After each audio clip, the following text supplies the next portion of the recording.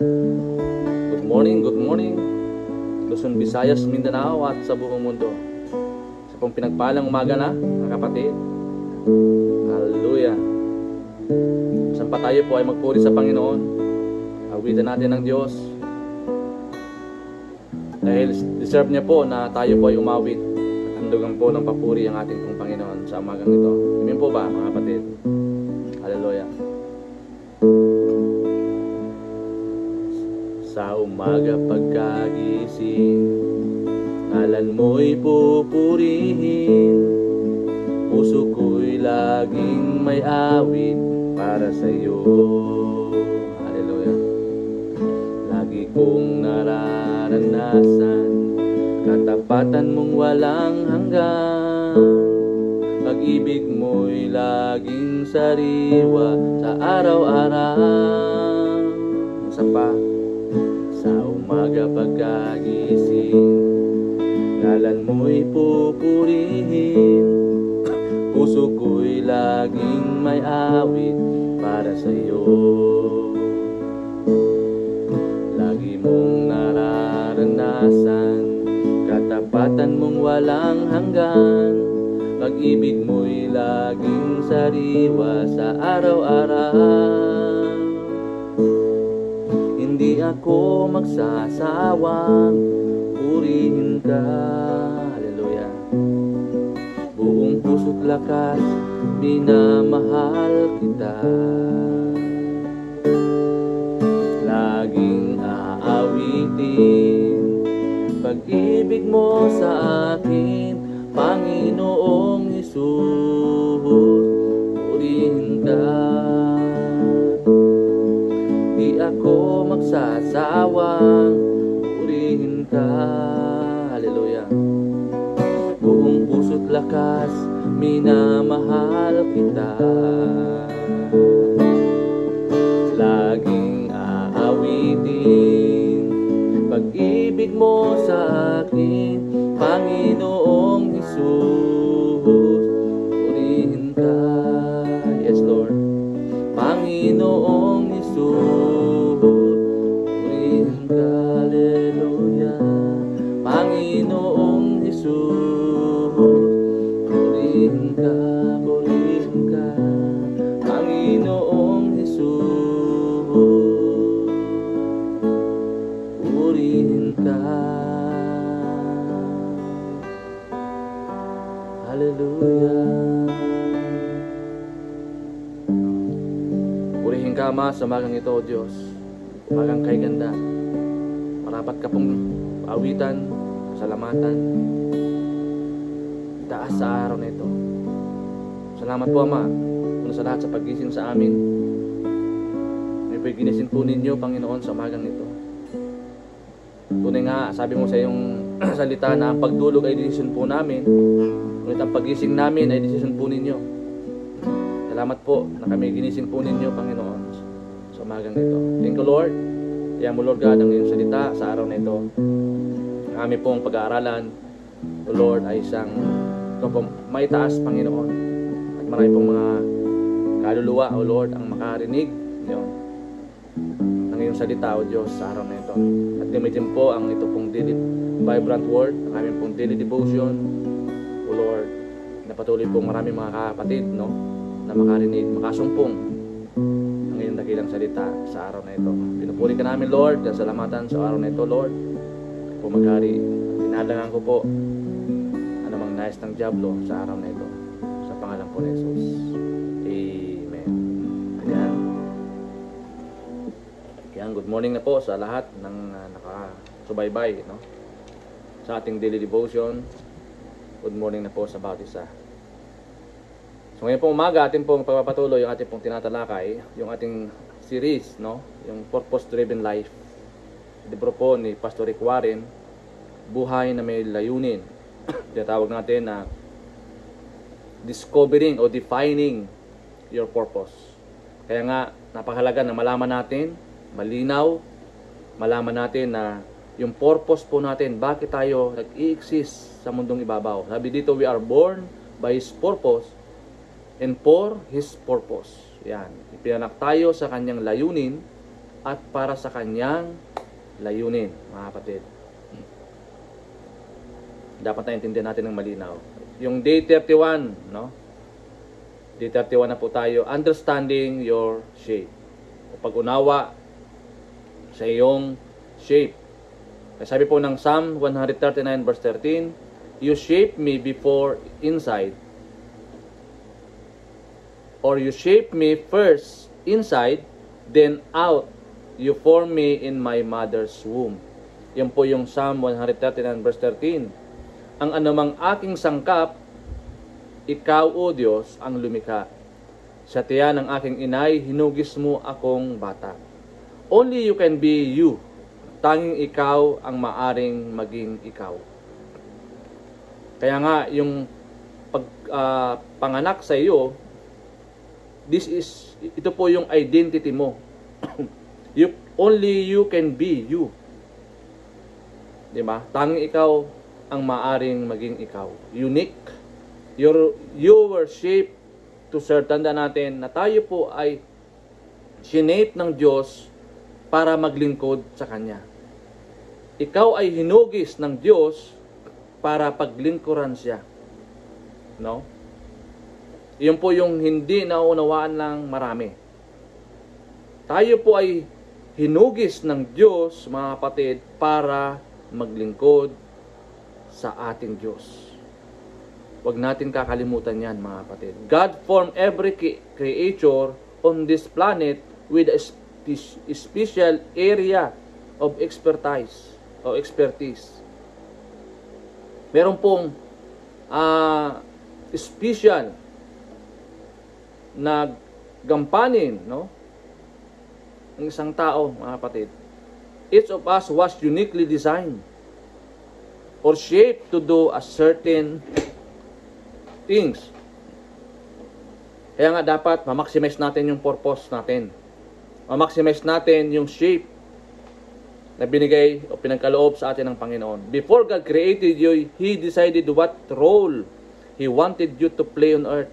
Alam na ng Diyos kung ano ang role mo o gampanin mo dito sa mundong ito, mga kapatid. He planned exactly how He wanted you to serve Him. Walang labis, walang kulang. And then, He shaped you for the task. May task po tayong gagawin, mga kapatid. God designed each of us so there would be no duplication in the world. Kaya nga, tayo po ay unique. Walang duplication, mga kapatid. That means no one else on earth will be able to play the role God planned for you. Ikaw lang yun at wala lang iba. There is no duplication. Kaya sabi po ni Paul sa 1 Corinthians chapter 12 verse 4 to 6, sabi ni Paul, there are different kinds of spiritual gifts, different ways of serving, and different abilities to perform. Diba? Iba-iba ang kaloob, iba-iba ang paraan ng paglilingkod, iba-iba ang mga gawain. Kaya nga maraming mga tao nagkikiskisan. Diba? Papataasan ng ego. Tanda natin, God designed us uniquely, mga kapatid. And sabi ito, how God shaped you for your ministry. Paano ka hinuhugis ng Diyos para sa iyong ministeryo? Wherever God gave us an assignment, He always equip us with what we need to accomplish it. Hindi tayo basta-basta papakawala ng Diyos. Diba? Kaya ini-equip muna tayo ng Panginoon. Tinuturuan muna tayo ng Panginoon. Hinuhubog muna tayo ng Panginoon. Para pagdating ng takdang panahon, paghanda na po tayo, no? Tayo po ay maglilingkod, i-apply na natin yung mga abilities, yung mga gift na meron tayo. Diba? Kaya nga ito yung shape. Ano ba yung acronym ng shape? Yung S is spiritual gifts, mga kaloob na spiritual. Yung H, yung heart, yung puso. Yung A, abilities, yung kakayanan natin. Yung P, personality, yung katauhan. And yung E, experience, yung karanasan. Ito po yung shape, mga kapatid. Di ba? Kaya nga dito napakahalaga, applying your abilities. paggamit ng iyong mga kakayanan. After na natin na unawaan yung ating shape, it's time na i-apply na natin ito. Applying your abilities. Kaya wag natin itago. Your abilities are the natural talents you were born with. Kasabi po ng Exodus chapter 31 verse 3 to 5, when God wanted to create at the tabernacle and all the utensils of worship, He provided lahat. Artists, craftsmen, who were shaped with the skill, ability, and knowledge in all kinds of crafts to make artistic design. Hindi natin kaya mag-isa, no? Kailangan natin ng kamanggagawa. 'Di ba? Iba-iba yung function para hindi ho tayo magsapawan. Kaya unique tayo mga kapatid. All of our abilities come from God. Tandaan natin. Lahat ng ating kakayanan ay nagmumula sa ating Diyos. Kaya dapat huwag tayong magmalaki. Romans 12:6, sabi niya, God has given each of us the ability to do certain things well. Sabi po ni Paul sa mga taga-Romans. Binigyan tayo ng Diyos ng kanya-kanyang ability to do certain things well. Diba? You are a bundle of incredible abilities. Tayo po ay may mga bundle of abilities in amazing creation of God. Part of the church's responsibility is to identify and release your abilities for serving God. Dapat naunawaan natin ito. Kaya wala tayong dapat ipagmalaki sa Panginoon. Wala tayo dapat ipagmayabang sa Panginoon. We are nothing, we are lost without Jesus. Every ability can be used for God's glory. Yung mga kaloob, yung abilities meron ka para sa Lord yan. Sabi po ni Paul sa 1 Corinthians chapter 10 verse 31, whatever you do, do it all for God's glory. Amen. Gawin mo para sa kalooban ng Diyos. Gawin mo para sa kapapurihan ng Panginoon. God has a place in His church where your specialties can shine and you can make a difference. Mag-involve ka. I-share mo yung talent mo. Huwag mong tago. What I'm able to do, God wants me to do. Nais ng Diyos, gawin ko ang anumang bagay na dapat kong gawin. Lalo na, kung ito ay kailangan ng isang eklesiya, ng isang church. Kapatid, huwag mong you are the only person on earth who can use your abilities. No one else can play your role. Ikaw lang yun, because they don't have the unique shape that God has given you. Ikaw lamang yun. Nag-iisang bukod tangi. Yan. Your abilities were not given just to make a living. God gave them to you for your ministry. Sana po malinaw po ito, mga kapatid. Kasabi po ni Peter, 1 Peter chapter 4 verse 10, God has given each of you some special abilities. Be sure to use them to help each other, passing on to others God's many kinds of blessing. Sabi po ni Peter, tayo po binigyan ng Diyos ng mga variety of abilities, special abilities. Be sure na magamit po natin ito para sa kanyang ministry, sa kaluwalhatian ng Diyos, mga kapatid. And yan, sabi, number 4, using your personality.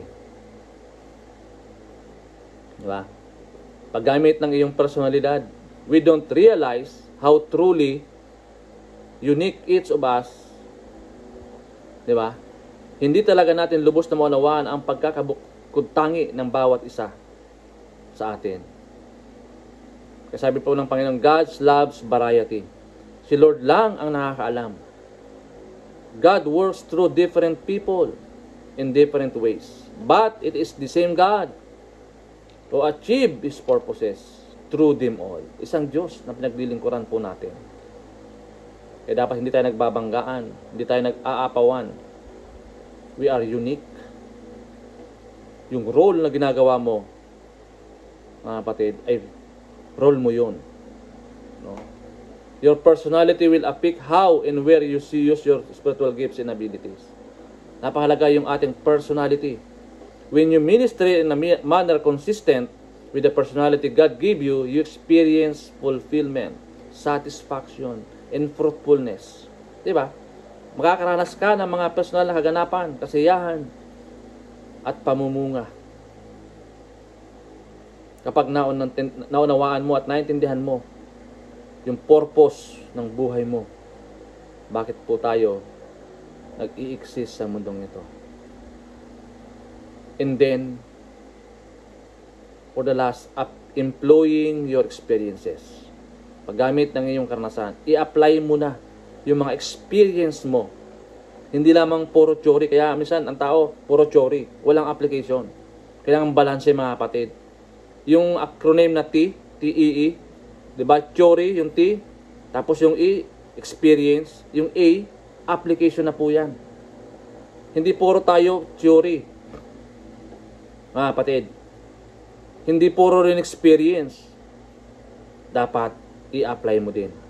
You have been shaped by your experience in life, most of which were beyond your control. God allowed them for His purpose of molding you. Diba? Yung mga karanasan natin, kaya sino yung mga taong maraming dinanas?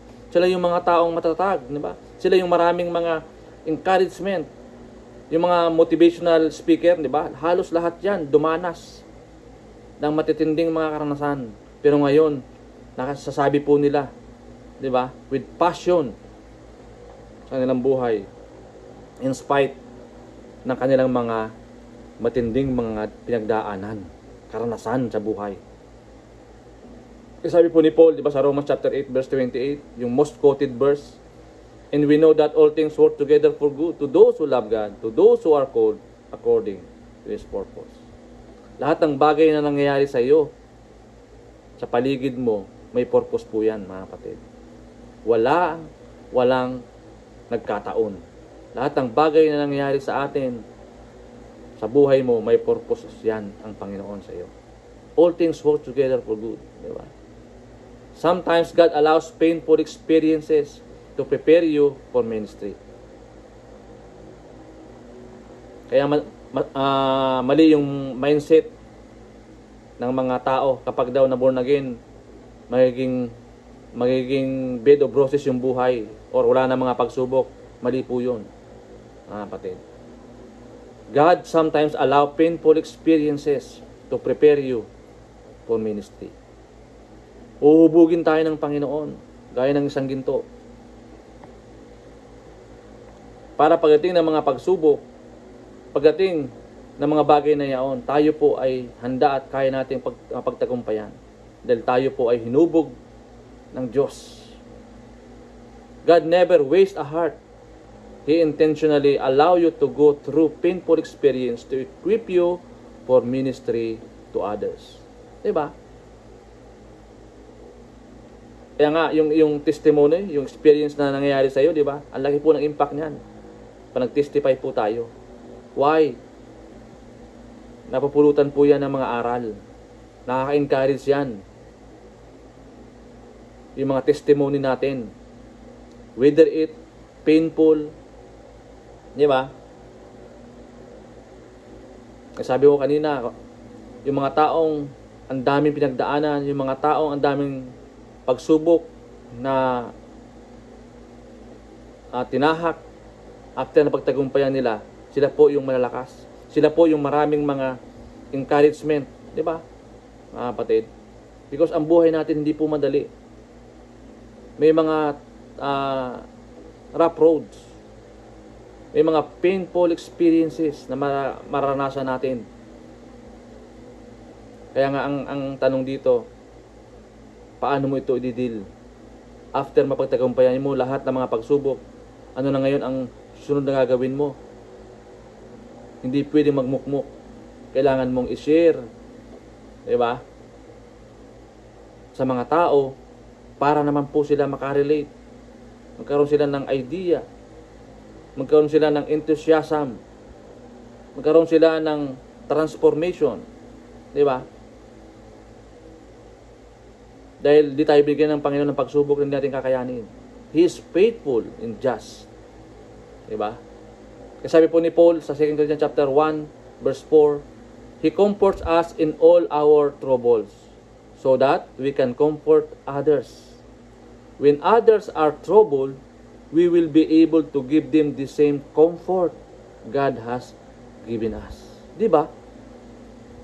Kapatid, huwag natin sarilinin. Huwag natin itago. Di ba? Yung mga talents, yung mga shape na meron ka, huwag mong ipagkait na i-share ito, lalo na sa iyong mga kapatid. Don't waste your pain. Use help others. Don't waste your pain, but use it to help others. Diba? Maganda po ito, mga kapatid. Your shape is the secret of both fruitfulness and fulfillment in ministry. You will be most effective when you use your spiritual gifts and abilities in areas of your heart desire, and in a way that the best expresses your personality and experiences. The better the fit, the more successful you will be. Magiging epektibo ka kapag ginamit mo ang 5 paraan na ito para sa iyong ministry. Spiritual gift, heartbeat, abilities, personalities, and experiences. Acronym, shape. Kapag ginamit po natin yan, na-maximize po natin yan, mga kapatid, magiging epektibo ang buhay po natin. Lalo na, in-apply natin ang tama para sa kabutihan at kaluwalhatian ng Diyos sa ating buhay. Mga kapatid, be purposeful.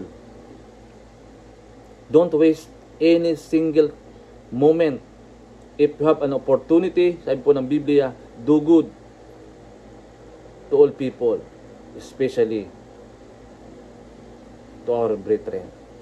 Huwag natin ipagkait, mga kapatid. Share the good news, share the gospel, share your talents, share your abilities, share your experience. Diba? Dahil marami mga tao ang kakaroon ng connectivity, kakaroon ng encouragement, kakaroon ng transformation because of your